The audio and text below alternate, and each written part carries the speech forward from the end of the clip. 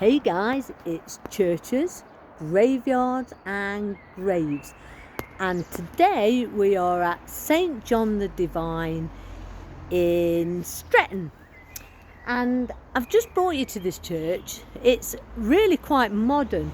It's a Victorian church, and it's very typically Victorian, but there's some interesting points to it. So without further ado, I'm going to show you around. So here we go. So firstly, I want to show you this wonderful door, and you can see this lovely archway as well. And like most of these really traditionally Victorian churches, this one has a spire. So if you didn't know this, if it's got a spire, generally it is more modern than the tower type. And because obviously they like to build skywards to the Victorians. Also, you can see that this has got an inbuilt clock. So this gives you a definite idea that this is a much later church, like a 19th century church, because you can see the stonework around the clock there, whereas some of the older churches with clocks on, the clocks are actually add-ons.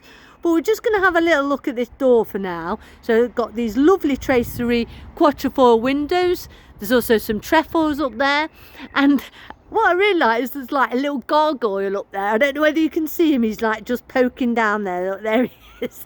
He's just really sweet, and I just love that. And you've got these figureheads, although they're a little bit worn. So we're just going down to the door, and what I like about a lot of Victorian churches is the ironwork, and this is really quite nice. So you've got these amazing flowers at the end of this this pattern shape on this ironwork, and this sort of foliage as well with these typically Christian shapes. And this foliage is very typical of this period.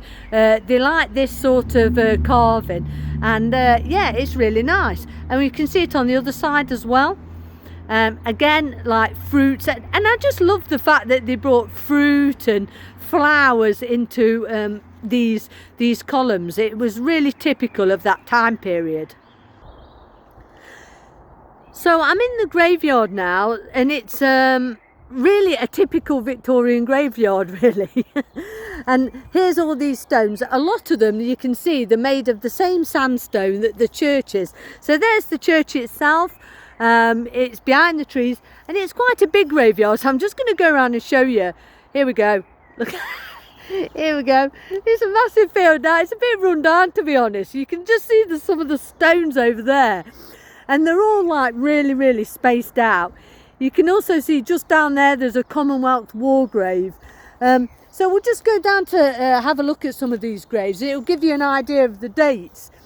So this one is 1879, 1901, and most of them are sort of in this style. So we're just going to have a little look at some of these wonderful graves and some of the wonderful things around this church. So again, this is 1868. So often the graves gives you an indicator of the age of the church. Now I find this particularly interesting. It says gifts for your garden of remembrance. So it looks like this was built at the same time that the church was. So you could have originally, there would have been a little box there, and you could have like put some donations in for the garden of remembrance. And here is the garden of remembrance. But obviously this is more modern, but the box which they would use for donations isn't. So this is the side of the church, and because it's not a Victorian add-on, the whole church is of the similar design. So you can see that, but it's still rather large, which is interesting. And if you look up there, I just want to point this out, you see that green line coming down from the top? So that's the lightning conductor, and it goes all the way up to the weather vane at the top. So I hope you can see that. So if the church is struck by lightning, it goes straight down that green wire thing straight into the earth. So hopefully it doesn't blow the top off the church.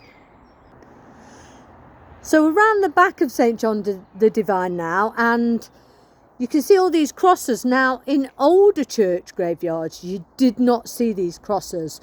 They really didn't have the cross in many of them at all, but when the Victorian period came, there was a bit of a revival of different sorts of crosses, and this one is like part of the arts and crafts movement, and you can see it's quite rustic, but then there's some normal crosses here, and right over here you've also got this wonderful Celtic cross as well. So they were really getting inventive, and that's from 1917, that one. And here you've got this lovely mourning figure as well, this lady at the side just leaning down, and she's carrying some roses which are flowers of mourning, and she's sort of leant against it in this manner. And again, this is a wonderful mourning figure that was quite typical again of that period. So it's getting late in the day now, and you can just see this beautiful sunlight coming through this graveyard here, and all these wonderful graves, really typical of this period of time. And there's a really nice one here with the wheat sheaves bent over. You can just see them, and they're like bent to one side.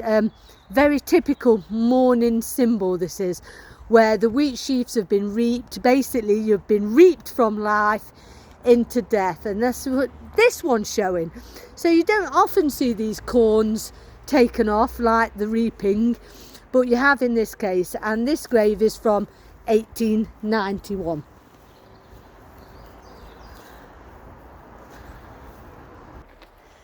So I hope you've enjoyed that, seeing this this wonderful little graveyard with a few little things in it. And it's just nice to see these churches. You know, they're there's quite a few of them around. The Victorians were really into like either reconstructing old churches or even building brand new ones. So and that's exactly what this one is. So it's not got any of the medieval markings on or anything like that, but it's still really wonderful to see. And all the graveyards here are like sort of late 19th century, early 20th century as well. So it gives you a real good idea of the date of them. Well, I hope you've enjoyed just having a glimpse of this church. It's St John the Divine in Stretton. And yeah, if you like me, please follow me on Facebook. And yeah, well, hopefully we'll see you again soon, and we'll go around another one of these wonderful little parish churches. See you again soon, guys.